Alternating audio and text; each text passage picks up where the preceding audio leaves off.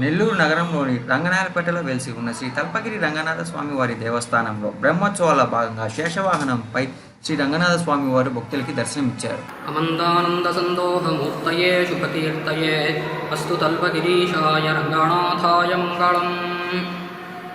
ఈ బ్రహ్మోత్సవం పురస్కరించుకుని శ్రీ తల్పగిరి రంగనాథ స్వామికి ఈరోజు మొదటి ఉత్సవము సాయంత్రము శేషవాహనంలో స్వామికి ఉత్సవం జరుగుతుంది. ఈ శేషవాహనంలో విశేషం ఏమిటి అంటే, సవ్యం పాదం ప్రసార్య శ్రిత దురితహరం దక్షిణం కుంచయిత్వా జానున్యాదాయ సవ్యేతరమితర భుజన్ నాగభోగే నిధాయ పశ్చాత్ బాహుద్వయేన ప్రతిభట శమనే ధారయన్ శంఖచక్రే దేవీ భూషాదిదుష్టో జనయతు జగతాం శర్మ వైకుంఠనాథ అని శ్లోకం చెప్పే విధంగా స్వామివారు పరమపదంలో శ్రీవైకుంఠంలో ఏ విధంగా అయితే వేచేసి ఉంటారో ఆ యొక్క దివ్యమైనటువంటి ఒక సేవను ఇక్కడ ఉండేటువంటి జనులంతా కూడా దర్శించి కృతార్థులు కావడం కనుక ఆ దివ్యమైనటువంటి శేషవాహంలో స్వామి శ్రీవైకుంఠంలో ఏ విధంగా వేంచేసి ఉంటారో అదే విధంగా వేంచేసి భక్తులందరికీ కూడా అనుగ్రహాన్ని చేస్తారు. కావున ఈ శేషవాహనోత్సవంలో అందరూ కూడా వచ్చి పాల్గొని స్వామిని దర్శించి కృతార్థులు కావలసిందిగా కోరుతున్నాను.